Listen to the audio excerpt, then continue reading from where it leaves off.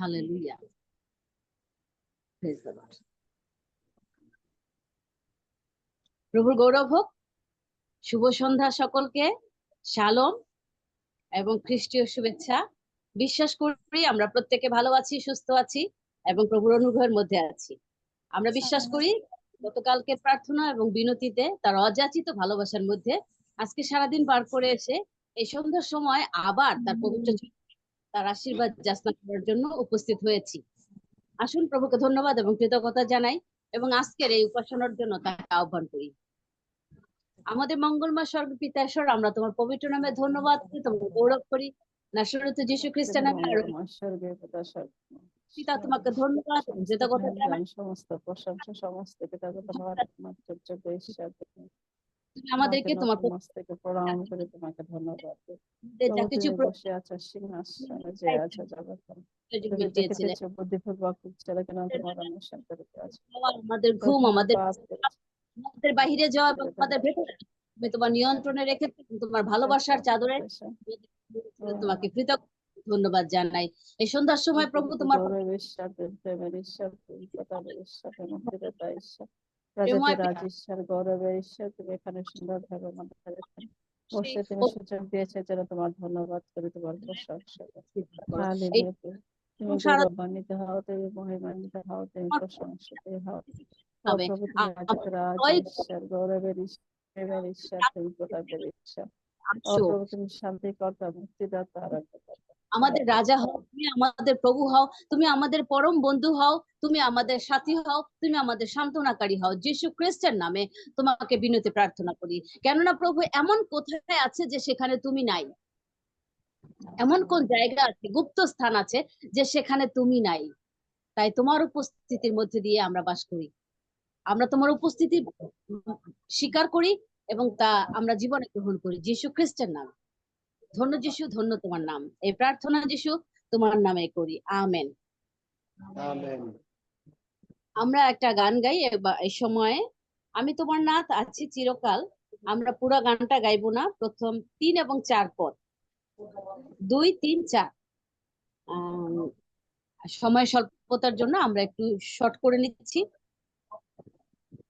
2 এবং 3 গাইবো, ঠিক আছে?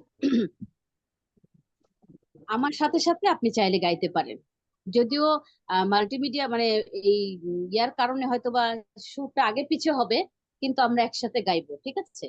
হয়তো ঠিক মতো সুরটা শোনা যাবে না, কিন্তু আমরা একসাথে গাইবো। খ্রিস্ট সঙ্গীত বা প্রশংসা সঙ্গীত আমার বইয়ের 277 সংখ্যা, আমি তোমার নাথ আছি চিরকাল। আমি তোমার নাথ আছি চিরকাল, তোমা ছাড়া কারণ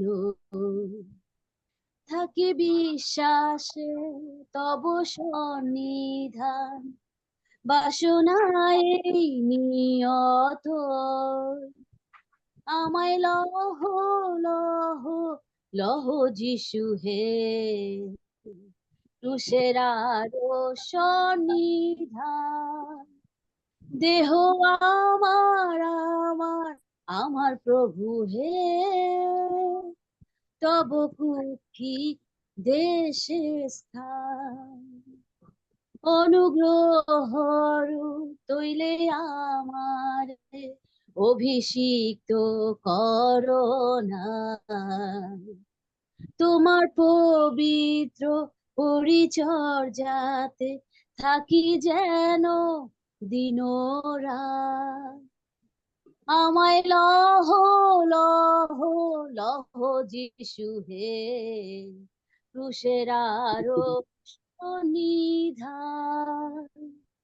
দেহ আমার আমার আমার প্রভু হে, তব কুক্ষি দেশে স্থান। প্রার্থনাতে পাই কত আনন্দ, যখন শুনি তব রব। প্রাণের বন্ধু প্রায় শুনেছেন সদাই আমার কাতুরুক্তি সব। আমায় লহ লহ যিশু হে, ক্রুশের আরশ নিধান, দেহ আমার আমার আমার প্রভু হে, তব কুক্ষি এসে স্থান, আমি তোমার নাম আছি চিরকাল, তোমা ছাড়া কারণ থাকি বিশ্বাসে, তব সন্নিধান, বাসনা এই নিয়ত, আমায় লহ লহ লহ যিশু হে, ক্রুশের দেহ আমার আমার আমার প্রভু হে, তব কুক্ষি দেশে স্থান। হালেলুয়া হালেলুয়া, আমায় লহ লহ লহ যিশু হে, ক্রুশের আরশ নিধান, দেহ আমার আমার আমার প্রভু হে, তব কুক্ষি দেশে স্থান। আমাদের প্রেমময় পিতা, আমরা তোমার পবিত্র চরণে আর একবার আইসি। আমরা তোমাকে দুঃখিত করতে চাই না, আমরা তোমার সে ব্যথা জাগাতে চাই না, কিন্তু এই সময় আমরা অনুরোধ করি, আমরা বিনতি প্রার্থনা করি, যে ভালোবাসা তুমি 2024 সালের পূর্বে আমাদের জন্য ক্রুশে দেখিয়েছিলে, আজও আমরা সেই ভালোবাসা স্মরণ করে আমরা দুঃখিত হই। কেননা তোমার ভালোবাসা, তুমি দোষ করনি, তুমি পাপ করনি, কিন্তু আমাদের পাপের জন্য, যখন এই পৃথিবীতে আমাদের কোনো নাম নিশানা ছিল না, যখন আমি আসবো কি আসবো না তার কোনো নিশ্চয়তা ছিল না, সেই সময় তুমি আমাদেরকে ভালোবেসে সেই ভালোবাসা সেই পবিত্র ক্রুশে লটকে দিয়েছিলে, এবং তুমি আমাদেরকে তোমার সেই কুক্ষি দেশে স্থান দিয়েছিলে। তোমার সে বর্ষার আঘাতে সে কুক্ষি স্থানকে আমরা স্মরণ করে আমরা দুঃখিত হই। কেননা এই কারণে, যদি আমাদের হাত আগুনে পুড়ে যায়, যদি আমাদের হাতে একটু সুইয়ের খোঁচা লাগে, আমরা প্রচন্ড রকমের ব্যথা পাই। আর আমার পাপ, আর আমাদের অযোগ্যতা, আর আমাদের সেই অহমিকা অহংকার, আমাদের সেই হিংসা বিদ্বেষ, এই সমস্ত অন্যায়ের জন্য তোমার কুক্ষি দেশকে বর্ষাঘাত করা হয়েছিল। আর আজকে সুন্দর সময়ে আমরা তোমার সেই কুক্ষি দেশে আশ্রয় নিতে চাই। তোমার ক্ষতস্থানে আমাদের আশ্রয় দাও। যে ভালোবাসায় তুমি আমাদেরকে ভালোবেসেছিলে, যে ব্যথা তুমি মেনে নিয়েছিলে, সেই ব্যথায় সেই ভালোবাসায় আবার আমরা তোমাতে অনুভূত হতে চাই। যীশু খ্রিস্টের নামে আজকের এই সন্ধ্যা আনন্দিত হোক, আশীর্বাদের হোক, যীশু খ্রিস্টের নামে। Hallelujah hallelujah, amen amen amen. প্রভু তোমার ধন্যবাদ এবং তোমার গৌরব করি। আসুন এই সময় আমরা বিশেষভাবে আমরা স্মরণ করতে চাই আমাদের দেশের কথা। আমরা ভুলে যাব না যে এখন পর্যন্ত আমরা কিন্তু বিপদ সীমা পার হইনি। এখন পর্যন্ত বিভিন্ন সময় বিভিন্ন ভাবে আমাদের জীবনে বিভিন্ন বিষয় জারি হচ্ছে। আমরা কিন্তু এখন পর্যন্ত না কার উপরে ঝড় আসবে। তাই আজকে থেকে আমরা মনে করব যে আমরা বলি বা না বলি, কিন্তু দেশের জন্য প্রার্থনা করতে আমরা ভুলে যাব না। আসুন আমি বিশেষভাবে অনুরোধ করব, আমাদের বৌদি আছেন কাঞ্চন বৌদি, তিনি আমাদের সমস্ত বিষয় নিয়ে প্রার্থনা করবেন। যদি কারো বিশেষ কোনো প্রার্থনা এবং ধন্যবাদের বিষয় থাকে আমরা হাত তুলবো, অথবা আমরা মিউট অন করে আমরা জানাবো। আর যদি না থাকে আমি বিনীত অনুরোধ করব বৌদি তিনি আমাদের জন্য প্রার্থনা করবেন, আমাদের সবার সুস্থতা, আমাদের প্রয়োজন, আমাদের ছেলে মেয়েদের জন্য, আমাদের সাংসারিক জীবনের জন্য, সেই সাথে খ্রিস্ট সমাজের জন্য, মণ্ডলীর জন্য, তথা আমাদের দেশের জন্য। আমি অনুরোধ করব বৌদি, যদি কেউ কিছু বলতে না চায়, বৌদি আপনি প্রার্থনা করবেন। আর যদি কারো বিশেষ কোনো বিষয় থাকে আমরা শুনবো। ঈশ্বরকে ধন্যবাদ দেই, তার দয়া তার অনুগ্রহে এখনো বেঁচে আছি, সুস্থ আছি, তাই প্রভুকে ধন্যবাদ দেই। আমি আমার সন্তান, স্ত্রী, আত্মীয় স্বজন, ভাই ব্রাদার এখনো সবাই সুস্থ আছি, জীবিতদের বেঁচে আছি, তাই প্রভুকে ধন্যবাদ দিই। আমি বিশেষভাবে আমার অন্তঃস্থল থেকে ঈশ্বরকে ধন্যবাদ দিই যে আজকে 14 দিন পরে সেই সিদ্ধান্ত দেওয়া হয়েছে যেন আমি আবার সেই আগের কর্মস্থলে ফিরে যেতে পারি। কাল থেকে সেই পুরাতন কর্মস্থলে আমি সেই কাজে যোগদান করব। প্রার্থনা করবেন প্রভু যেন আমার জীবনের সমস্ত কিছুর মধ্যে দিয়ে তিনি আশীর্বাদ করেন এবং আমার জীবন দ্বারা যেন প্রভু সেবিত, পূজিত, গৌরবান্বিত হন। এবং আমার কিছু গোপন প্রার্থনা আছে, মানত আছে, আমি যেন যথাসময়ে প্রভুর সেই নিরূপিত সময় সেগুলি উত্তর পেয়ে প্রভুকে আবার ধন্যবাদ দিতে পারি প্রাণ খুলে। এই জন্য বিশেষভাবে প্রার্থনা করবেন। বৌদি কিছু বলছিলে? প্রথমে পিতা ঈশ্বরকে ধন্যবাদ দেই যে একটি সপ্তাহ আমাদের সুন্দরভাবে সুরক্ষা করে বাঁচিয়ে রেখেছেন এবং আজকের দিন পর্যন্ত। আবার আমি বিশেষ করে প্রার্থনা চাইবো যে আমার ছেলেটা একটা দোকান দিয়েছে, মোবাইলের দোকান, তাকে ঈশ্বরের কাছে তুলে ধরবেন। তার অনেক অর্থের প্রয়োজন, আসলে আমাদের তো তেমন কোনো কিছু নাই, কিন্তু ঈশ্বর শেষ যোগানদাতা, সে সবকিছু পারে দিতে। তাই ঈশ্বরের কাছে আমার ছেলেটাকে তুলে ধরবেন, যার দোকানের যতটুকু প্রয়োজন ঈশ্বর যেন জুগিয়ে দেয়। এর জন্য আমার ছেলে মেয়ে দুটিকে ঈশ্বরের হাতে তুলে ধরবেন, আমাদের স্বামী স্ত্রীকে তুলে ধরবেন, যেন আমরা যতদিন এই জগৎ সংসারে বেঁচে থাকি যেন প্রভুতে বেঁচে থাকতে পারি। আর আজকে আমার সারাটা দিন আমি একটু ভারী অসুস্থ ছিলাম, আমার ভালো লাগতেছিল না, সেই সকাল থেকে কেমন জানি মাথাটা ঘুরোচ্ছিল। তাই ঈশ্বরের কাছে তুলে ধরবেন আমাকে, যে আমার যদি কোনো পাপ থেকে থাকে ঈশ্বর যেন এই মুহূর্তে ক্ষমা করে আমার সেই সুস্থতা দান করে। এই হলো আমার প্রার্থনার বিষয়।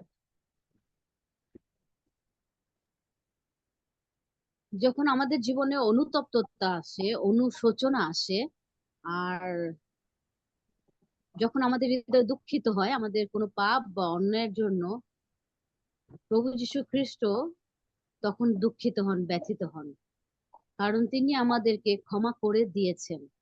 কিন্তু আমরা যখনই মনে করি যে আমি পাপী বা আমার কোনো পাপ আছে, তখন তিনি দুঃখিত হন।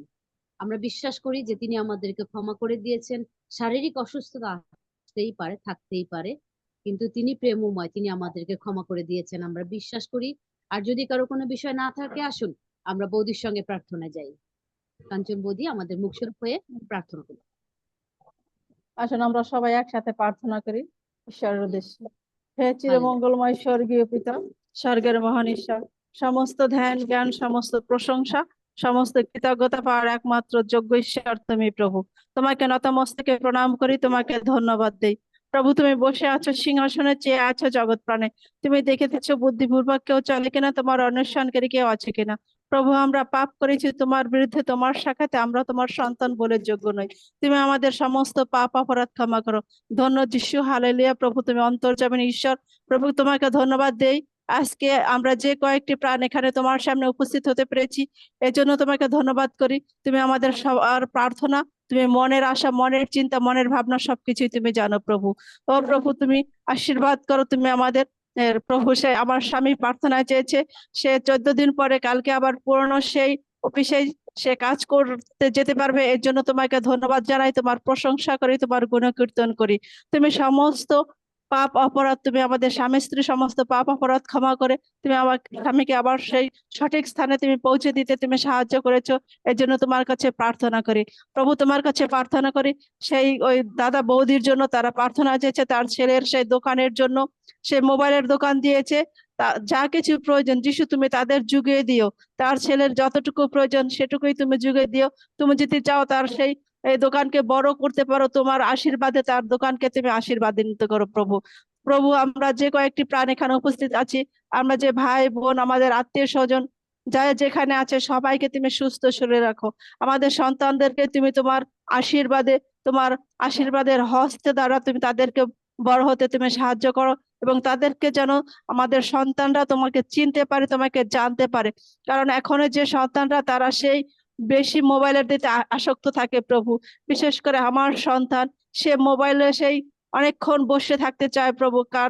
কারণ তার এখনো সেই আগের মতো সেই তার বোনটি নেই প্রভু, সে তার সাথে যে কথাবার্তা করবে, মারামারি করবে, সে এখন বেশিরভাগ সময়ই সে মোবাইলের দিকে তাকিয়ে থাকে।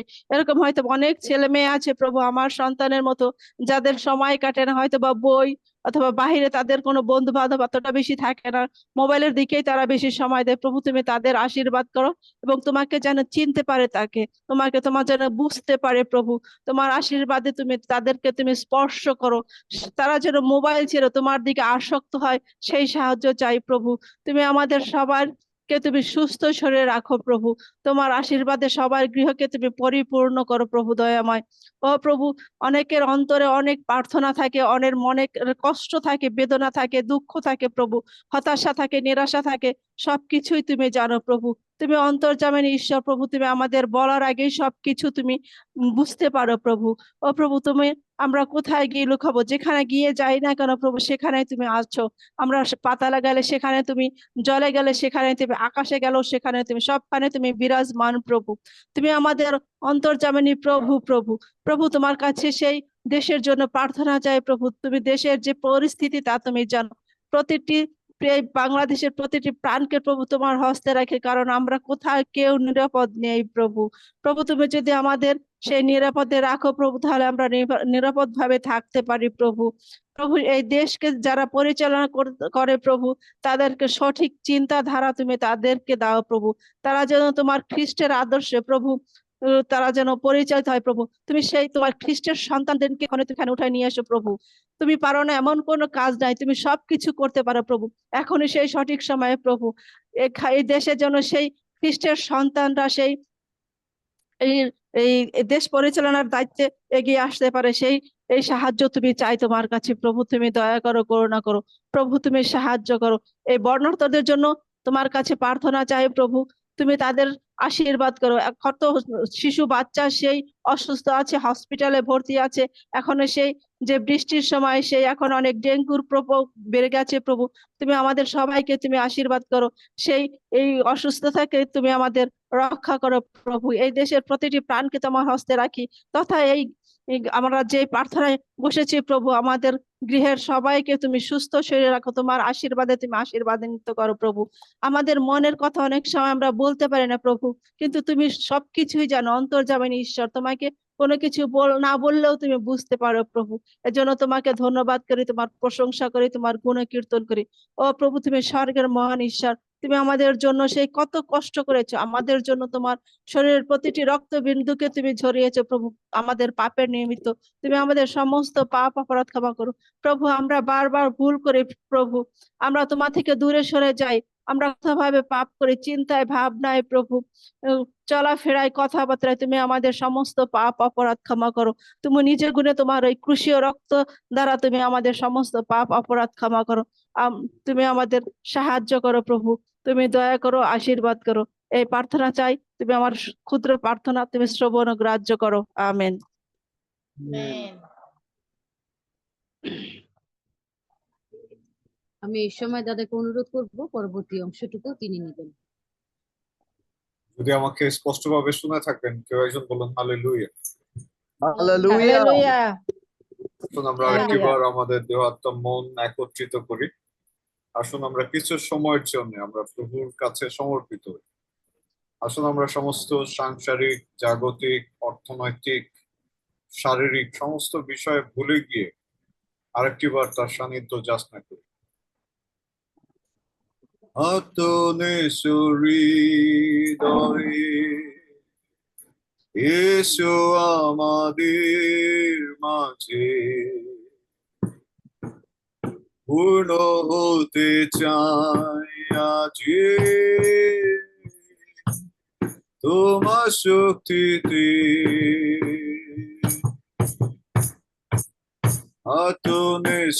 হৃদয়ে এসো আমাদের মাঝে, পূর্ণ হতে চাই আজকে তোমার শক্তিতে। তোমার পবিত্র জলে ঝর্ণার মতো আমি, তুমি আমার সাধনা, শক্তি দাও আমার, Son. তোমার পবিত্র জলে ঝর্ণার মতো হই আমি, তুমি আমার সাধনা, দাও শক্তি দাও আমার, আতুনে হৃদয়ে এসো আমাদের মাঝে, পূর্ণ হতে চাই আজে তোমার শক্তিতে। আসলে আমরা মুখ খুলে দিই এবং পবিত্র আত্মাকে আরেকটি বার ধন্যবাদ দিই। আসুন সেই মহান শিক্ষককে ধন্যবাদ দিই, ধন্যবাদ দিন, ধন্যবাদ দিন, ধন্যবাদ দিন, ধন্যবাদ দিন, কারণ তিনি আমাদেরকে শিক্ষা দিয়ে থাকেন, তিনি আমাদেরকে পরিচালনা দিয়ে থাকেন, তিনি সমস্ত কিছু নিয়ন্ত্রণ করে থাকেন। ধন্যবাদ দিন, ধন্যবাদ দিন, ধন্যবাদ দিন, ধন্যবাদ দিন, ধন্যবাদ দিন, ধন্যবাদ দিন। Masira dikayaraba, libaraba sira dikayaraba. We give you praise, Lord. We give you praise. Thank you, Father. Thank you, Lord, once again. ধন্যবাদ দিই প্রভু যে তোমার উপস্থিতির জন্য, ধন্যবাদ দিই গতকালকের জন্য প্রভু, ধন্যবাদ দিই যা কিছু তুমি আমাদেরকে শিখিয়েছো প্রভু, ধন্যবাদ দিই যেভাবে তুমি পরিচালনা দিয়েছো, ধন্যবাদ দিই যেভাবে তুমি আমাদের সাথে কথা বলেছো। ও তোমার আমাদের কোনো যোগ্যতা নেই প্রভু, আমাদের কোনো দক্ষতা নেই, আমরা তোমার কাছে আরেকটি বার উপস্থিত হই প্রভু। আমাদেরকে শিক্ষা দাও যীশু খ্রিস্টের নামে, সেই তোমার গুপ্ত বিষয় আমাদের কাছে ব্যক্ত করো যীশু নামে প্রভু। আমাদের আত্মিক চোখ খুলে দাও প্রভু, আমাদের আত্মিক বৃত্তি সাধন করো প্রভু। প্রভু আমাদেরকে তোমার সেই সম পর্যায়ে নিয়ে আসো যীশু খ্রিস্টের নামে। তোমার সেই পুত্রের অধিকার যা দিয়েছো, সেই পুত্রের জীবন আমাদেরকে দান করো যীশু নামে। পবিত্র আত্মা তোমার উপস্থিতি যাচনা করে আরেকটি বার সমর্পিত হই প্রভু। বক্তা শ্রোতা উভয়কে আমাদের আশীর্বাদ করো প্রভু, যারা শুনছে তুমি তাদের হৃদয়ে স্পর্শ করো প্রভু। আমার পোস্টাধরকে তুমি ব্যবহার করো, আমি নিজেকে অযোগ্য ঘোষণা করি, আমি নিজেকে শূন্য ঘোষণা করি, আত্ম পরিপূর্ণ যীশু খ্রিস্টের নামে, পূর্ণতা আসুক যীশু নামে, পরিচালনা গ্রহণ করো যীশু খ্রিস্টের নামে। সমস্ত গৌরব তোমার হোক প্রভু। আর এই প্রার্থনা যীশু তোমার নামে চাই, আর এই প্রার্থনা যীশু নামে চাই। Amen, amen. খ্রিস্টদের প্রয়োজন আরেকটি বার আমরা ধন্যবাদ দিই, কৃতজ্ঞতা জানাই যারা আমরা এসেছি। আমি বিশ্বাস করি যে এই পবিত্র আত্মার বিষয়ে শিক্ষা এটি আপনার জীবনকে প্রভাবিত করতে সক্ষম হচ্ছে, এবং আমি প্রার্থনা করি যে আপনার জীবন আর একই থাকবে না যীশু খ্রিস্টের নামে। আমেন। খ্রিস্টদের প্রয়োজন আমি উৎসাহ দিতে চাই এই বলে যে বিশ্বাস করুন, বিশ্বাস করুন, ঈশ্বর আপনাকে তিনি তার সেই ক্ষমতার অধিকারী করবেন, তিনি তার ক্ষমতার অধিকারী করবেন। আমরা তার মতো, এমনকি তার থেকে মহান মহান কাজ আমরা করতে সক্ষম হব, কিন্তু সেই পর্যায়ে যেতে হলে আমাদের যে বেসিক যে জিনিসগুলো রয়েছে সেগুলো আমাদের জানা দরকার। এবং বিগত কয়েকটি দিন আমরা খ্রিস্ট বিশ্বাস সম্পর্কে যে বেসিক যে জিনিসগুলো সেগুলো নিয়ে আলোচনা করছি, এবং আজকেও আমি প্রার্থনা করি যে প্রভুর আত্মা তিনি আপনাদের প্রত্যেককে স্পর্শ করবেন যীশু খ্রিস্টের নামে। আমেন। খ্রিস্টদের প্রয়োজন গতকালকে আমরা দেখেছি পবিত্র আত্মার ফল। আমরা বলেছি যে পবিত্র আত্মা যদি কারো জীবনে থাকে, পবিত্র আত্মা যদি কাউকে স্পর্শ করে থাকে, কারো ভূমিতে পতিত হয় উত্তম বীজ রূপে, তাহলে সেখানে চারা গজায়, সেই চারা বৃদ্ধি পায় এবং পরিপক্ক হয়ে ফল ধারণ করে।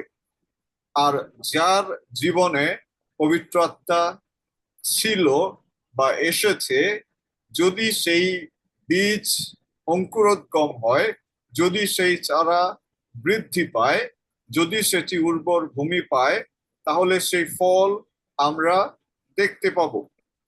এবং গতকালকে আমরা পবিত্র আত্মার ফলের বিষয়ে আমরা আলোচনা করেছি। আমি প্রার্থনা করি যে প্রভু আমাদের মধ্যে আরো অনেক ফল তিনি ধারণ করতে আমাদেরকে সাহায্য করবেন যীশু খ্রিস্টের নামে।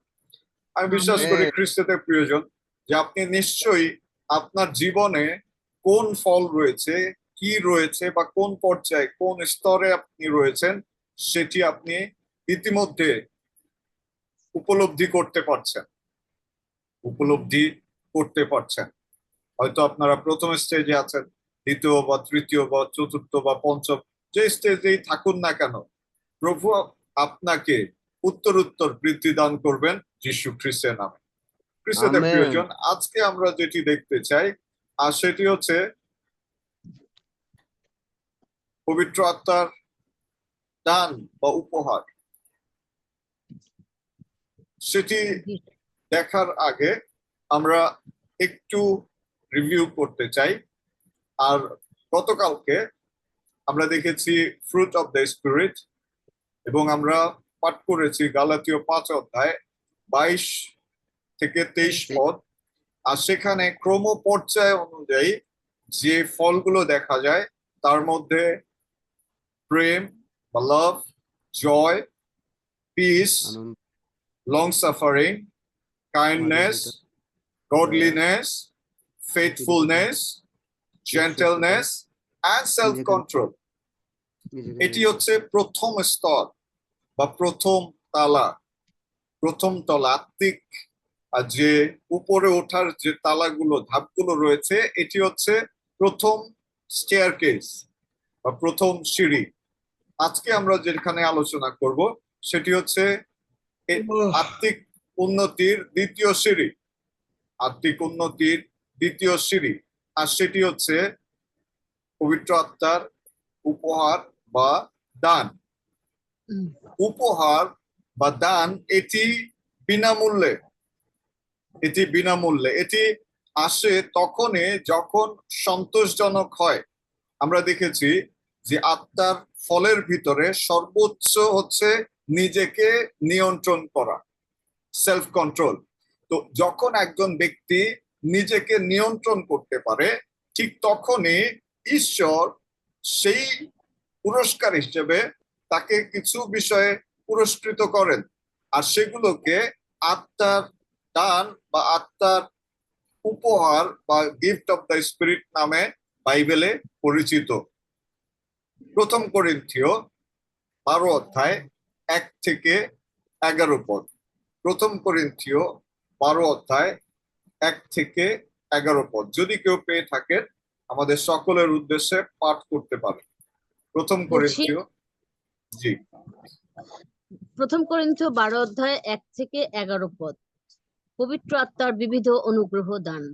আর হে ভাতৃগণ, আত্মিক দান সকলের বিষয়ে তোমরা যে অজ্ঞাত থাকো আমার এই ইচ্ছা নয়।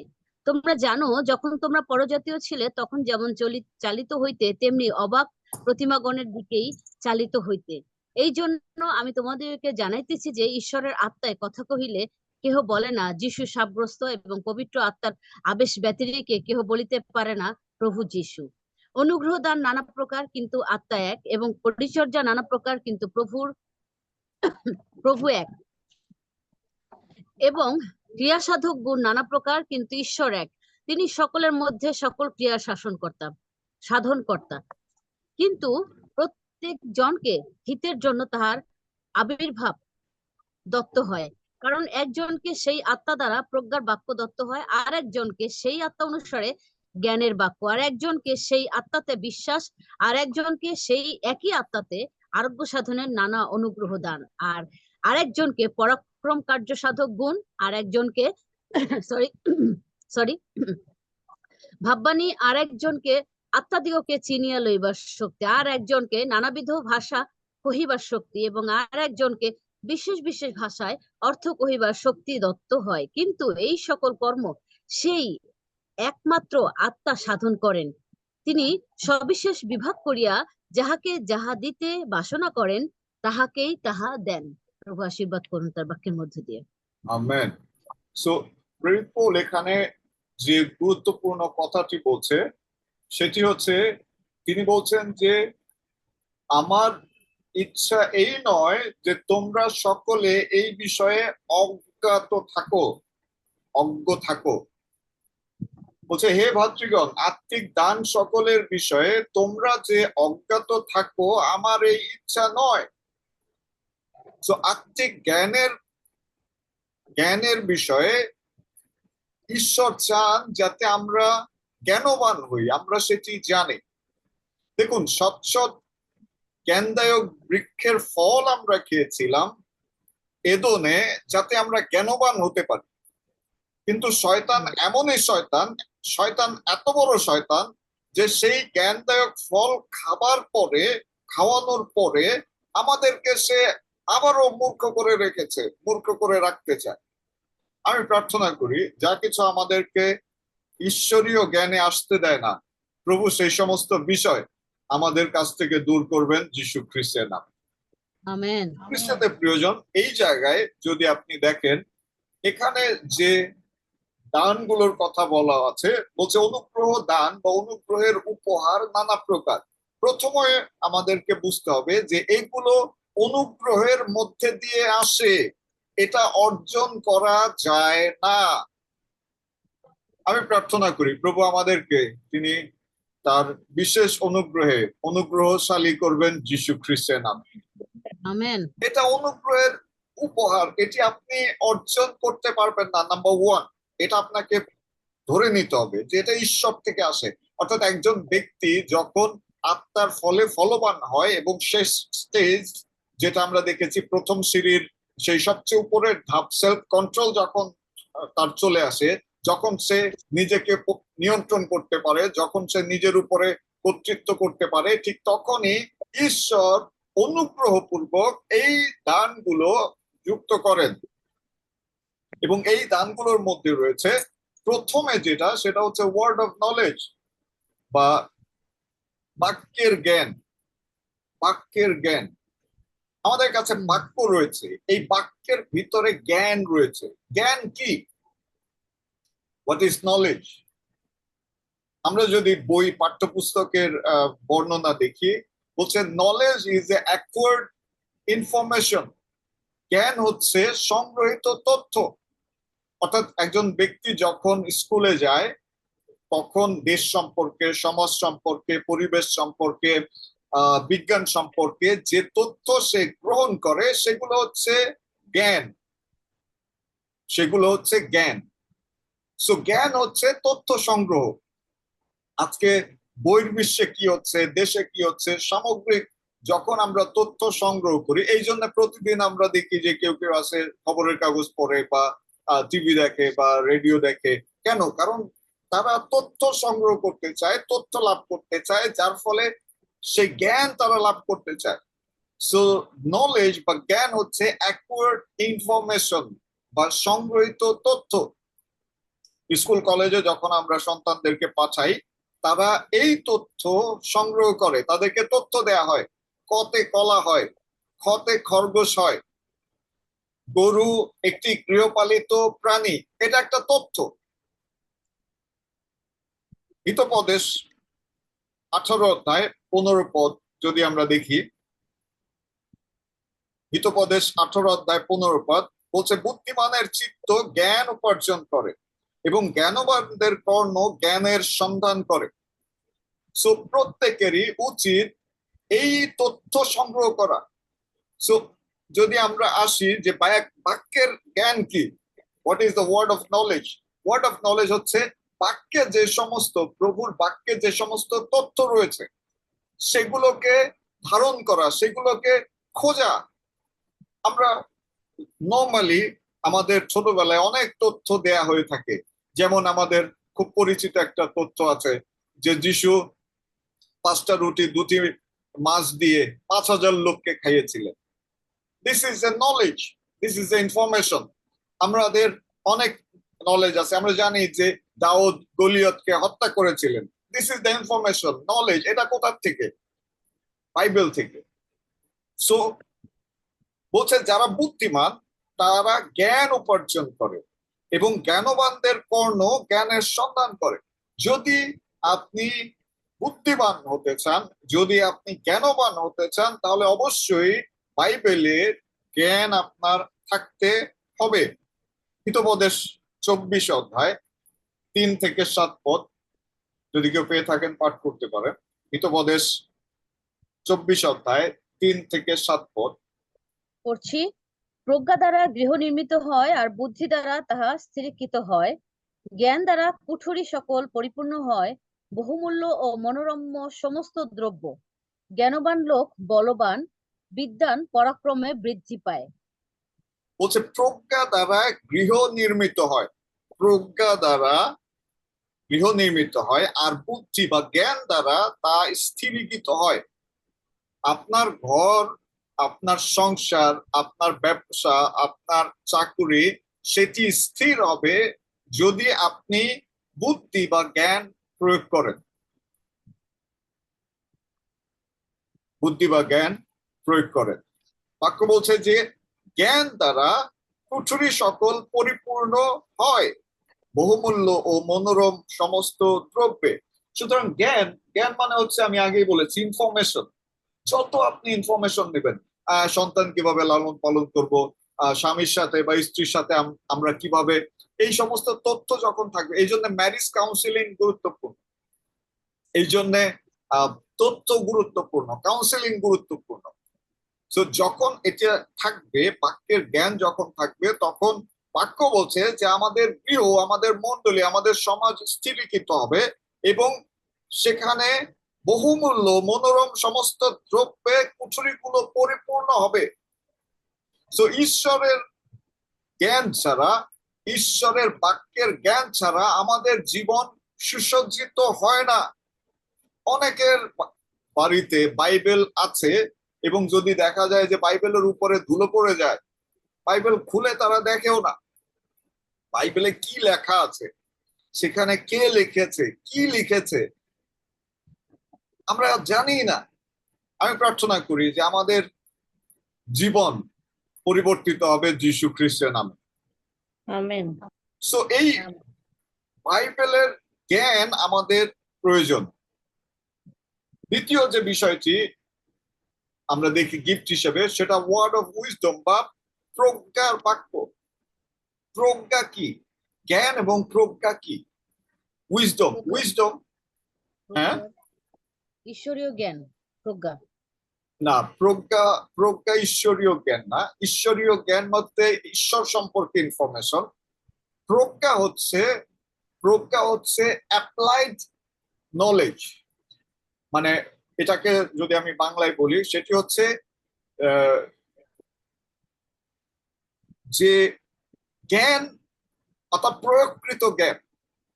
প্রয়োগকৃত জ্ঞানই হচ্ছে প্রজ্ঞা।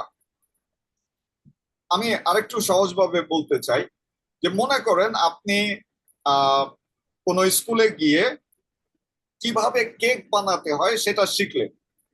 এখন কেক বানাতে সেখানে আধা কেজি ময়দা লাগবে, 1 কাপ চিনি লাগবে, আধা চামচ লবণ লাগবে, একটা পরিমাণে বেকিং পাউডার লাগবে।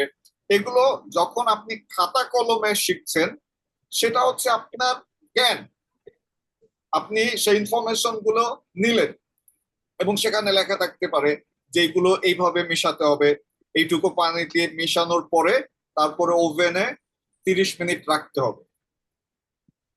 এই যে ইনফরমেশনটা আপনি পেলেন, এটা হচ্ছে জ্ঞান। আপনি কেক বানানো সম্পর্কিত বিষয়ে জ্ঞান লাভ করলেন। এখন প্রজ্ঞা হচ্ছে যখন আপনি সেই জ্ঞানটাকে ব্যবহার করবেন, যখন আপনি সেই আটা, চিনি, বেকিং পাউডার, পানির সঙ্গে যখন আপনি মিক্স করবেন এবং মিক্স করার পরে যখন আপনি কেক বানাবেন, সেই কেক বানানো সেই কাজটা যখন আপনি করবেন, সেটা হচ্ছে আপনার প্রজ্ঞা। অর্থাৎ যে ইনফরমেশনটা আপনি নিয়েছেন সেটা যখন আপনি ব্যবহার করলেন, দেখুন আপনি প্রথমেই শিখে, প্রথমে ইনফরমেশন পেয়ে কিন্তু প্রথম কেকটাই আপনার সুন্দর হবে না, হবে না। আপনাকে কি করতে হবে? আপনাকে সেখানে ট্রাই করতে হবে, সেখানে 19-20। দেখুন প্রজ্ঞা হচ্ছে জ্ঞানের ব্যবহার, জ্ঞানের ব্যবহার হচ্ছে প্রজ্ঞা।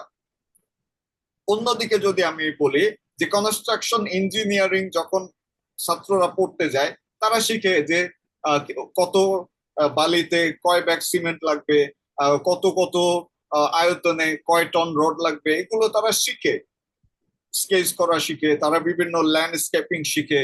এগুলো এগুলো তারা সেই সেই সেই জ্ঞান, সেই তথ্য সংগ্রহ করে, তথ্য আহরণ করে। কিন্তু যখন সে প্র্যাকটিক্যালি একটি ঘর বানাতে যায় বা বিল্ডিং বানাতে যায়, সেখানে বেশ কিছু সমস্যার সমাধান করতে হয়, যেটা তখন উপস্থিত বুদ্ধির প্রয়োজন। তখন সেই অনুযায়ী তারা যে জ্ঞান অর্জন করেছিল, সেই জ্ঞানের মধ্যে দিয়ে গিয়ে কাটা ছাটা করে সেখানে সেই বিল্ডিং এর জন্য, সেই ফাউন্ডেশন বা সেই বিল্ডিং নির্মাণের জন্য তারা কাজ করে থাকে। ঠিক একইভাবে যখন আপনি বাক্যের তথ্য সংগ্রহ করছেন, আপনি বাইবেল প্রথম থেকে শেষ পর্যন্ত আপনি জানতে পারেন, সেই জ্ঞান আপনার থাকতে পারে, কিন্তু যখন আপনি সেটাকে প্রয়োগ করতে যাবেন, তখনই এই প্রজ্ঞার প্রয়োজন। এবং এই প্রজ্ঞা আসে পবিত্র আত্মা থেকে। এটা একটা আত্মার দান।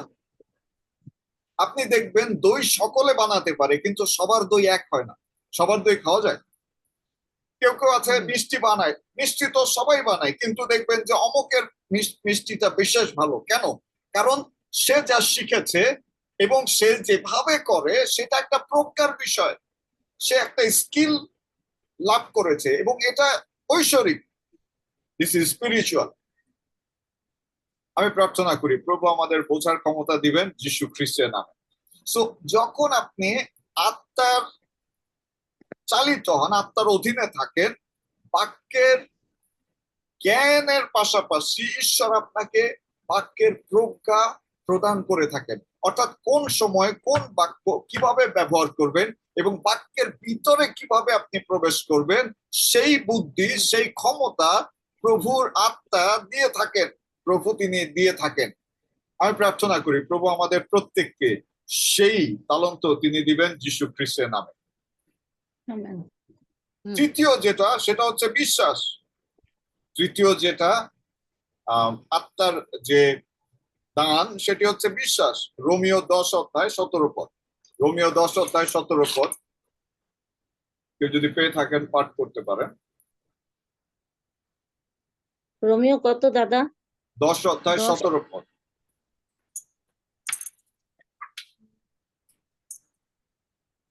পেয়েছেন? পাঠ করবেন প্লিজ। অতএব বিশ্বাস শ্রবণ হইতে এবং শ্রবণ খ্রিস্টের বাক্য দ্বারা হয়। বলছে বিশ্বাস শ্রবণ হতে। যদি যখন আমরা শুনি, সেই শ্রবণ অর্থাৎ আমাদের কানে যখন বাক্য যায়, সেটা আমাদের হৃদয়ে একটা বিশ্বাস স্থাপন করে।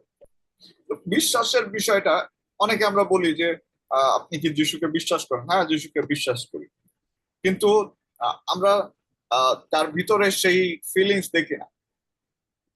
বিশ্বাস হচ্ছে, আমি আমি নর্মালি বলি, বিশ্বাস হচ্ছে এমন একটা জিনিস, আস্থা, নির্ভরতা, নিশ্চিত হওয়া যে না, তিনি আছেন। তো এই বিশ্বাসটা, ঈশ্বরের উপরে বিশ্বাস, এটিও একটি আত্মিক বল। ঈশ্বরকে সবাই বিশ্বাস করে, কিন্তু কতজন তার উপরে আস্থা রাখতে পারে? দেখুন, এই বিশ্বাস সম্পর্কে যখন আমি শিক্ষা দিই, প্রভু আমাকে একটি চেতনা দিলেন। সেটা হচ্ছে যে আপনার ঘরে যদি একজন সাহায্যকারী থাকে আর আপনার স্বামী থাকে, কাকে আপনি বিশ্বাস করবেন? কেউ একজন বলুন আমাকে। আপনার ঘরে মনে করেন যে একজন সাহায্যকারী আছে এবং আপনার স্বামী বা স্ত্রী আছে, তারা দুইজনে একই গ্রামে, পাশাপাশি বাড়ি, কাকে বিশ্বাস করবেন? হ্যালো, শুনতে পাচ্ছেন? কাকে বিশ্বাস করবেন? স্ত্রীকে, স্ত্রীকে অথবা স্বামীকে। স্বামীকে। ওকে, স্বামী বা স্ত্রীকে। কেন কেন বিশ্বাস করবেন? কারণ সে কাছের লোক এবং তার সঙ্গে বসবাস করা হয়, তাকে সবসময় চেনা যায়, জানা যায়, তার সম্পর্কে ভালো জানি। গুড। সো যদি একজন সাহায্যকারী এবং স্বামী বা স্ত্রী থাকে, আমরা কিন্তু এই দুইজনের মধ্যে থেকে যে স্বামী বা স্ত্রী আমরা তাকে বেছে নেই, তাকে বিশ্বাস করি। কেন বিশ্বাস করি? প্রথমত তাকে আমরা চিনি, তার উপরে আমরা নির্ভর করতে পারি। সে আমার উলঙ্গতা জানে এবং আমি তার উলঙ্গতা জানি। সো যে কারণে আমরা কিন্তু সেই সাহায্যকারী বা সাহায্যকারিনীর থেকে স্বামী বা স্ত্রীকে বিশ্বাস করে থাকি। ঈশ্বরের প্রতি বিশ্বাসও ঠিক একই রকম। ঈশ্বরকে আপনি বিশ্বাস করবেন তখনই যখন আপনি ঈশ্বরের উপর আস্থা রাখবেন, যখন ঈশ্বর আপনাকে চিনবে, আপনি ঈশ্বরকে চিনবেন, যখন ঈশ্বর আপনার উলঙ্গতা জানবেন এবং আপনি ঈশ্বরের বিষয়ে জানবেন, ঠিক তখনই যখন আপনাদের মধ্যে সহভাগিতা থাকবে, আনব্রেকেবল ফেলোশিপ, ঠিক তখনই সে বিশ্বাস সৃষ্টি হবে। আমি প্রার্থনা করি যে প্রভুর প্রতি বিশ্বাস আমাদের বৃদ্ধি পাবে যীশু খ্রিস্টের নামে। আমেন। খ্রিস্টদের প্রিয়জন, এর পরবর্তী যে ধাপ সেটা হচ্ছে গিফট অফ হিলিং, সুস্থতা দান করার ক্ষমতা। সুস্থতা দান করার ক্ষমতা আমরা যদি মার্ক লিখিত সুসমাচার 16 অধ্যায় 15 থেকে 18 পদে দেখি। মার্ক লিখিত সুসমাচার 16 অধ্যায় 15 থেকে 18 পদ, 15 থেকে 18 পদ। আর সেখানে বলছে, আর তিনি তাহাদিগকে তোমরা জগতে যাও, সমস্ত সৃষ্টির নিকটে সুসমাচার প্রচার করো। যে বিশ্বাস করে ও বাপ্তান্বিত হয় সে পরিত্রাণ পাইবে, কিন্তু যে অবিশ্বাস করে তাহার দণ্ডাজ্ঞা করা যাইবে।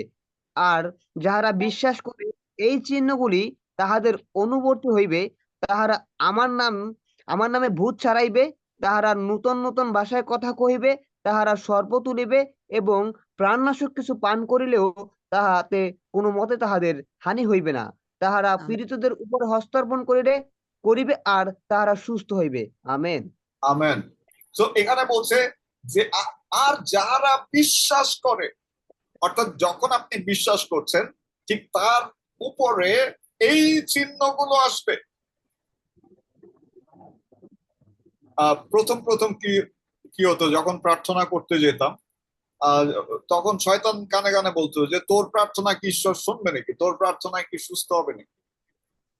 কিন্তু না, যদি বাক্য বলছে যে যদি বিশ্বাস করেন, যিশুর উপরে যারা বিশ্বাস করে এই চিহ্নগুলো তাদের সব উঠতে হবে। তো খ্রিস্টদের প্রিয়জন, আমরা এই সিঁড়িগুলোর উপরে দেখি যে প্রথমে বাক্যের প্রজ্ঞা, বাক্যের জ্ঞান, বিশ্বাস এবং সুস্থতা দান করার ক্ষমতা, এটা হচ্ছে আত্মার দান। পরবর্তীতে যদি দেখি যে ভাববাণী করার ক্ষমতা, ভাববাণী করার ক্ষমতা, যখন আপনার বিশ্বাস আসবে, যখন আপনি দেখবেন যে রোগী সুস্থ হচ্ছে, পীড়িতরা সুস্থ হচ্ছে, যিশু নামে মন্দ আত্মা চলে যাচ্ছে, যিশু নামে অলৌকিক কাজ হচ্ছে, আপনার ভিতরে সেই ভাবক্তি করার সেই তালন্ত, সেই দান প্রভু দিয়ে দিবেন। আমি প্রার্থনা করি যে প্রভু আমাদেরকে ভাববাণী করার ক্ষমতা তিনি দিবেন যীশু খ্রিস্টের নামে। খ্রিস্টদের প্রিয়জন, আমাদের দেশে ভাববাদীর অভাব রয়েছে, কারণ ঈশ্বরের বাক্য আমরা বুঝি না। জোয়েল 2 অধ্যায় 28 পদে কি বলছে?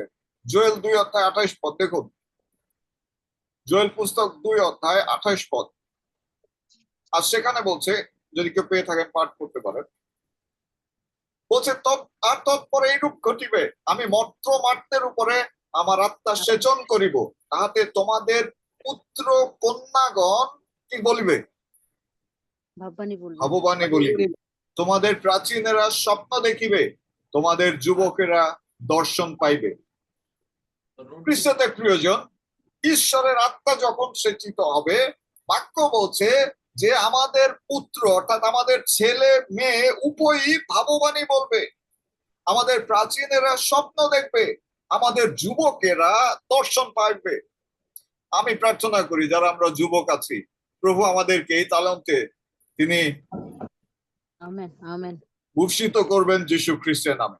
ঠিক একই বিষয়ে প্রেরিত 2 অধ্যায় দেখুন, জোয়েল 2 আর প্রেরিত 2 একই বিষয়ে ঈশ্বর রিপিট করেছেন। প্রেরিত 2 অধ্যায় 17 এবং 18 পদ, প্রেরিত পুস্তক 2 অধ্যায় 17 এবং 18 পদ। আর সেখানে বলছে কেউ একজন পাঠ করুন। শেষকালে আর এরূপ তোমাদের হইবে, দর্শন পাইবে আর তোমাদের প্রাচীনেরা স্বপ্ন দেখিবে। আবার আমাদের দাসদের উপরে এবং আমাদের দাসীদের উপরে সেই সময় আমি আমার আত্মা সেচন করিব, আর তাহারা ভাববাণী বলিবে। আমেন। দেখুন এখানে শুধু পুত্র কন্যা না, এখানে কিন্তু আরো একটা বিশাল ক্ষেত্র বলছে আমার দাস দাসী। এখন অনেক মন্ডলী আছে তারা মহিলাদের ভাববাদিনী হিসেবে গ্রহণ করতে চায় না, বাক্য তো তাই বলছে। মহিলা পাস্টর হিসেবে নিয়োগ দিতে চায় না, বাক্য তো তাই বলছে। ছেলে মেয়ে উভয়, ঈশ্বরের কাছে লিঙ্গ ভেদ নাই। একদিন আমাকে প্রশ্ন করা হয়েছিল যে ঈশ্বর তো পুরুষ, কারণ যিশুও তো পুরুষ ছিলেন। আমি বলেছি যে বাক্য তো বলে না যে ঈশ্বর পুরুষ, কারণ বাক্য বলে ঈশ্বর আত্মা, এবং যারা তাকে ভজনা করতে চায়, আরাধনা করতে চায়, তাদেরকে সত্য এবং আত্মায় ভজনা করতে হবে। ঈশ্বর আত্মা। আর প্রভু যীশু খ্রিস্ট তিনি পুরুষ ছিলেন না স্ত্রী ছিলেন সেই বিষয়ে আমাদের প্রশ্ন আছে, কারণ তিনি বিবাহিত ছিলেন না। তিনি যদি পুরুষ হয়ে জন্মগ্রহণ করেন তিনি ছিলেন নপুংসক। তো ঈশ্বরকে কোন লিঙ্গে ফেলা যায় না। এই ভাববাণী করার ক্ষমতা এটি সকলের, এটি বিবাহিতদের, অবিবাহিতদের, যুবকদের, যুবতীদের, দাস দাসীদের। বাক্য স্পষ্ট বলছে যে আমি মর্ত্যমার্তের উপরে, মর্ত্যমার্তের উপরে মানে পৃথিবীর উপরে আমি আপন আত্মা সেচন করিব, তাতে তোমাদের পুত্রগণ ও তোমাদের কন্যাগণ ভাববাণী বলিবে, আর তোমাদের যুবকেরা দর্শন পাইবে, আর তোমাদের প্রাচীনেরা স্বপ্ন দেখিবে। 18 পদে বলছে আবার আমার দাসদের উপরে এবং আমার দাসীদের উপরে সেই সময় আমি আমার আত্মা সেচন করিব, আর তাহারা ভাববাণী বলিবে। আমেন। আপনি যদি ঈশ্বরের পুত্র না হন, ঈশ্বরের কনে না হন, আপনি যদি যুবক না হন, আপনি যদি প্রাচীন না হন, অ্যাটলিস্ট ঈশ্বরের দাস বা দাসী তো আপনি ভাববাণী বলার উপযুক্ত। প্রভু আমাকে সাহায্য করবে যাতে আমি আপনাদের সঙ্গে সঠিক বিষয় বোঝাতে পারি যিশু নাম। যখন পরবর্তী স্টেপ হচ্ছে আত্মাদিগকে ছিনিয়ে নেবার ক্ষমতা। আত্মাদিগকে ছিনিয়ে নেবার ক্ষমতা 13 অধ্যায় 5 থেকে 12 পদ যদি যান, সেখানে দেখবেন যে সালামিতে উপস্থিত যখন হয়েছিলেন আর সেখানে ঈশ্বরের বাক্য প্রচার করতেছিলেন, এবং একজন মায়াবী সে কিন্তু এই শিষ্যদেরকে আগেই চিনে ফেলেছিলেন এবং তিনি বলছিলেন যে এরা ঈশ্বরের সন্তান, এরা ঈশ্বরের সন্তান। এবং পরবর্তীতে সেই আমরা দেখি যে পৌল তাকে ধমক দিয়েছিলেন। খ্রিস্টদের প্রিয়জন, আত্মা চিনে নেবার ক্ষমতা, এই ক্ষমতাটা আসলে ঈশ্বর মহিলাদেরকে দিয়েছেন। তারা দেখলেই বলে দিতে পারে এই ছেলে কিরকম, ভালো না মন্দ। আবার অনেক ছেলে আছে একটা মেয়েকে দেখেই বলে দিতে পারে যে কিরকম। সো ঈশ্বরের সন্তান হিসেবে আত্মিক যে তালন্ত, আত্মিক যে বর বা আত্মিক যে উপহার, সেটা হচ্ছে আত্মাদিগকে কে কে প্রভুর আর কে প্রভুর না, কে শয়তানের কে দিয়াবলের, এটা আমাদেরকে চিনে নিতে হবে। এবং সেই চেনার ক্ষমতা এটা পবিত্র আত্মার দান, যা তিনি আমাদেরকে দিয়ে থাকেন। আমি প্রার্থনা করি আমরা প্রত্যেকেই এই চিনে নেবার ক্ষমতা লাভ করব যীশু খ্রিস্টের নামে। বলছে অলৌকিক কাজ করার, ওয়ার্কিং অফ মিরাকল, অলৌকিক কাজ করার ক্ষমতা। আমরা দেখি যে ঈশ্বর যাদেরকে আহ্বান করেছেন তারা এই কাজের জন্য মনোনীত। যোহন 14 অধ্যায় 12 পদ, যোহন তার 14 অধ্যায় 12 পদ, যিশু নিজে বলছেন ওকে, একজন পাঠ করুন যোহন 14 অধ্যায় 12 পদ। পেয়েছেন কেউ? পড়বেন। পেয়েছি। সত্য আমি তোমাদিগকে বলিতেছি যে আমাতে বিশ্বাস করে আমি যে সকল কার্য করিতেছি সেও করিবে, এমনকি এই সকল হইতেও বড় বড় কার্য করিবে, কেননা আমি পিতার নিকটে যাইতেছি। আমেন। আপনি কি যিশুকে বিশ্বাস করেন? আপনি কি যিশুকে বিশ্বাস করেন? করি। তাহলে বাক্য বলছে যে আপনি বড় বড় কাজ করবেন। আপনার হাতে মৃত ব্যক্তি উঠে দাঁড়াবে, আপনার হাতে রোগী সুস্থ হবে, আপনার হাতে সমস্ত অলৌকিক ক্ষমতা আপনার হাতে। বলছে যদি আপনি বিশ্বাস করেন,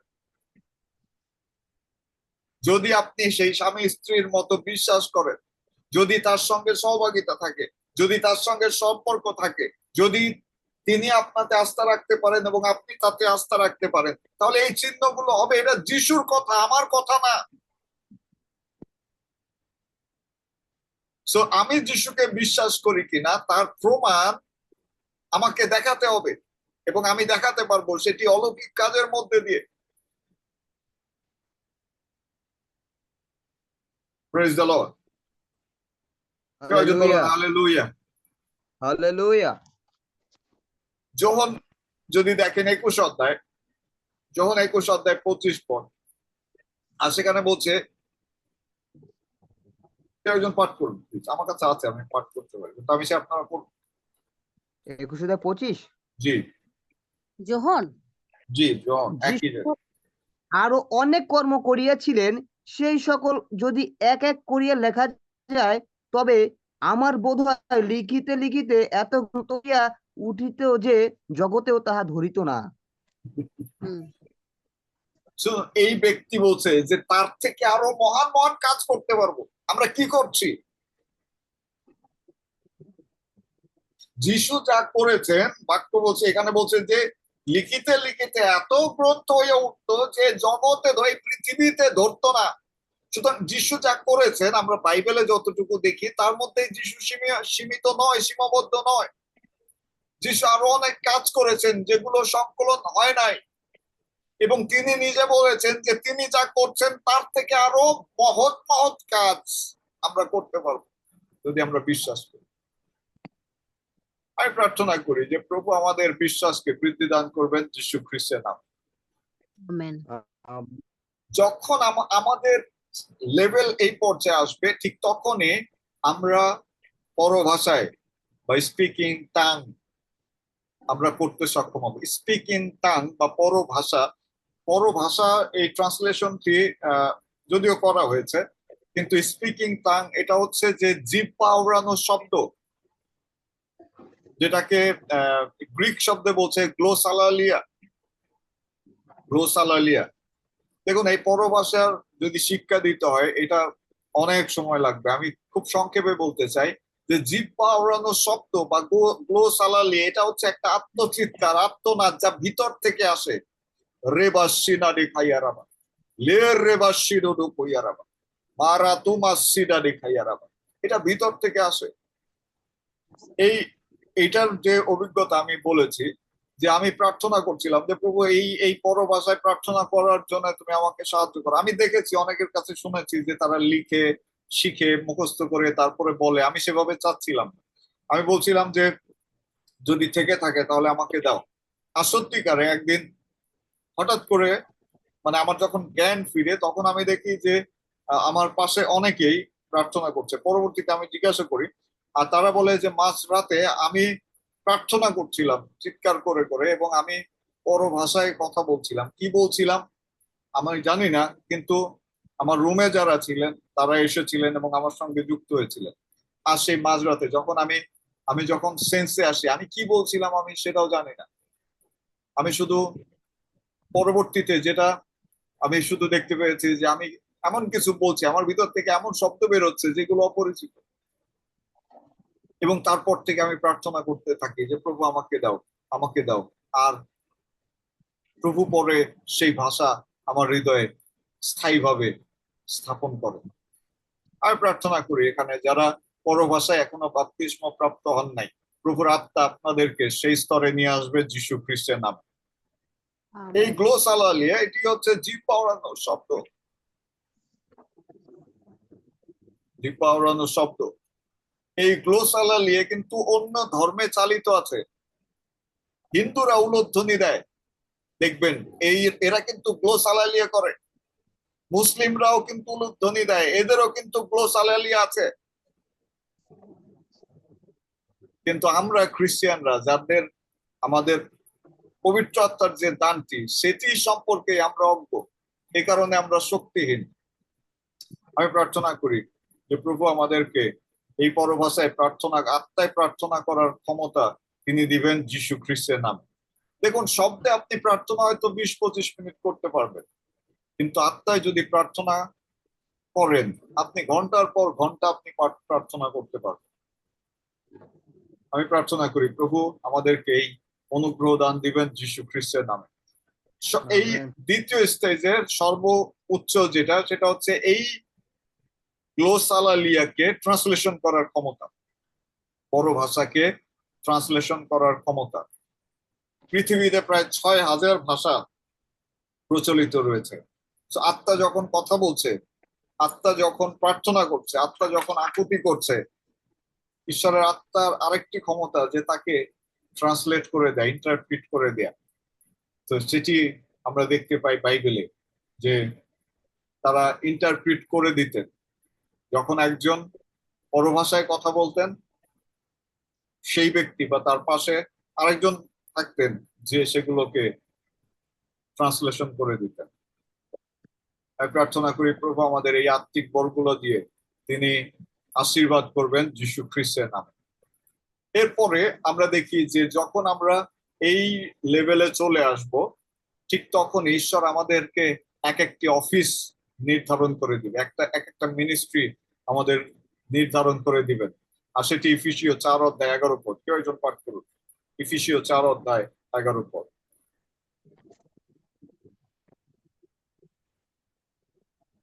পেয়েছেন? কেউ পাঠ করবেন? আর তিনি কয়েকজনকে প্রেরিত, কয়েকজনকে ভাববাদী, কয়েকজনকে সুসমাচার প্রচারক ও কয়েকজনকে পালক ও শিক্ষাগুরু করিয়া দান করিয়াছেন। আমেন। ইংলিশে যদি আপনি দেখেন ইফিসীয় 4 আমরা কেজিবি ভার্সনটি দেখি, ইফিসীয় 4, এখানে সিরিয়াল ব্রেক করা হয়েছে, কিন্তু ইংলিশে সিরিয়াল ব্রেক করা হয় না। 4:11 পদ। আর সেখানে বলছে, আমি আসছি, ইফিসীয় 4:11 পদ। এখন বলছে যে he himself gave some to be apostle, some prophet, some evangelist and some pastor and teachers.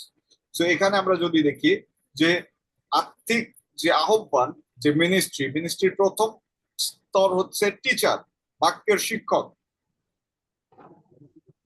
একজন ব্যক্তি যখন সেই আত্মায় দ্বিতীয় স্টেজ পার করবে, তখন সে একজন অভিষিক্ত শিক্ষক হিসেবে বাক্যের পরিচর্যা করবে। শিক্ষকের পরে আমরা দেখি যে পাস্টর, শিক্ষা দিতে দিতে দিতে দিতে দিতে দিতে একজন ব্যক্তি, সে মহিলা পুরুষ হোক, এই পালকীয় তালন্ত তার ভিতরে চলে আসবে বা চলে আসে। পাস্টরিয়াল কাজ করতে করতে সে একজন এভাঞ্জেলিস্ট হয়ে ওঠে, সুসমাচার প্রচারকারী হয়ে ওঠে। এভাঞ্জেলিজমের করতে করতে সে একজন ভাববাদী হিসেবে সেই তালন্ত লাভ করে, নিজেকে প্রস্তুত করতে পারে, এবং ভাববাদী হিসেবে কাজ করতে করতে সে প্রেরিত হয় মণ্ডলীর মধ্যে দিয়ে, বা ঈশ্বর কর্তৃক সে প্রেরিতের সেই তালন্ত বা সেই অফিস পায়। সুতরাং শিক্ষক, পাস্টর, ইভাঞ্জেলিস্ট, প্রফেট এবং প্রেরিত, এটা মানুষের দেয়া কোনো অফিস নয়, কিন্তু আত্মার দেয়া অফিস। এই জন্য আমরা খুব সহজেই বলি না যে এভাঞ্জেলিস্ট কল্যাণী দাস। না, কল্যাণী দাস যদি এভাঞ্জেলিস্ট না হয় আত্মায়, তাহলে আমরা তাকে যদি এভাঞ্জেলিস্ট বলি, আমরা আত্মার বিরুদ্ধে কথা বলি। কেউ একজন বলুন হালেলুয়া। হালেলুয়া। হালেলুয়া। আমি কি সেটা আমি জানি। আমি যদি পাস্টর না হই, কিন্তু আপনারা যদি আমাকে পাস্টর বলেন, তার মানে হচ্ছে কি আপনারা আমাকে ভুলভাবে উপস্থাপন করছেন। আমি যদি প্রেরিত না হই, আপনারা যদি আমাকে প্রেরিত বলেন বা অ্যাপোস্টল বলেন, অ্যাপোস্টল স্টিফেন, তাহলে ঈশ্বরের সেই আত্মাকে অসম্মান করা হচ্ছে, আমার নিজেকে অসম্মান করা হচ্ছে। এখন আমি জানি আমার স্তর কোনটা। আমি প্রথমে পরিচর্যা শুরু করেছি শিক্ষকতার মধ্যে দিয়ে, I was a teacher। পরবর্তীতে প্রায় 10 বছর শিক্ষা দেওয়ার পরে তারা আমাকে পাস্টর হিসেবে অর্ডিনেশন দিয়েছে। এর আরো 5 বছর পরে ঈশ্বর আমাকে এভাঞ্জেলিজমের কাজে তিনি দিয়েছেন, আমি বিভিন্ন জায়গায় যাই এবং সেটি করি, প্রভু আমার সঙ্গে সঙ্গে থাকেন, সেটি আপনারাও দেখেছেন। শুধু তাই না, প্রভু আমাকে এই ভাববাণী করার এই অনুগ্রহ দান তিনি আমাকে দিয়েছেন। তো আমি ভাই জানি ভালো আমার স্তর কোথায়। তো এখানে আপনি কোথায় আছেন, নিজেকে খুঁজে নেয়া এবং পরবর্তী ধাপে যাতে আপনি যেতে পারেন সেই চেষ্টা করা আমাদের জন্য প্রয়োজন। আমি প্রার্থনা করি প্রভু আমাদের কাছে এই সমস্ত বিষয় তিনি আরো স্পষ্ট করবেন যীশু খ্রিস্টের নাম। সুতরাং ভাই সামারিতে যদি দেখেন যে এই আত্মিক উন্নতির সিঁড়িটি ঠিক এরকম, প্রথমে love, joy, peace, long suffering, kindness, godliness, faithfulness, gentleness, self control. Self control যখনই আসবে ঠিক তখনই দ্বিতীয় সিঁড়ি শুরু হবে, বাক্যের জ্ঞান, বাক্যের প্রজ্ঞা, বিশ্বাস, gift of healing, prophecy, discerning of spirit, working of miracle, speaking in tongue, interpretation of tongue। যখন এই পর্যায়ে আসবে ঠিক তখন আপনাকে পবিত্র আত্মা অফিস দিবে। সে অফিস কি? প্রথম কি? টিচার, টিচার, পাস্টর, তারপরে ইভাঞ্জেলিস্ট, প্রফেটস, অ্যাপোস্টলিস্ট, অ্যাপোস্টলিস্ট। সুতরাং আমাদের গন্তব্য দেখতে পাচ্ছেন সিঁড়িটা? দেখতে পেয়েছেন যে আমাদের আত্মিক স্তরের যে ধাপগুলো আমাদেরকে কিভাবে আগাতে হবে? আমি প্রার্থনা করি যে প্রভু আমাদেরকে তার প্রজ্ঞা দ্বারা পরিচালনা দান করবেন যীশু খ্রিস্টের নামে। তো আমাদেরকে একটা একটা ধাপে সামনের দিকে এগিয়ে যেতে হবে। আমরা হুট করেই টিচার, আমি যদি টিচার হয়ে যাই আর আমার ভিতরে যদি এই সিঁড়িগুলো, এই ধাপগুলো আমি অতিক্রম না করি, এই বিষয়গুলো যদি আমার জীবনে দেখা না যায়, তাহলে আমি একজন উত্তম শিক্ষক হিসেবে, বাক্যের শিক্ষক হিসেবে কি করতে পারবো না? মণ্ডলীতে, সমাজে ভূমিকা রাখতে পারবো না। সুতরাং বাক্যের শিক্ষক হতে গেলে অবশ্যই আমার ভিতরে এই সমস্ত ধাপগুলো অতিক্রম করে আসতে হবে, এই সমস্ত বিষয়গুলো আমার থাকতে হবে। প্রভু তার বাক্যের মধ্যে দিয়ে আমাদের প্রত্যেককে আশীর্বাদ করুন যিশু নাম। যদি কারো কোনো প্রশ্ন থাকে বা কন্ট্রিবিউশন থাকে আমরা সংক্ষেপে আলোচনা করব। দাদা তাহলে রেকর্ডিংটা বন্ধ করে দেন। ওকে, থ্যাংক ইউ।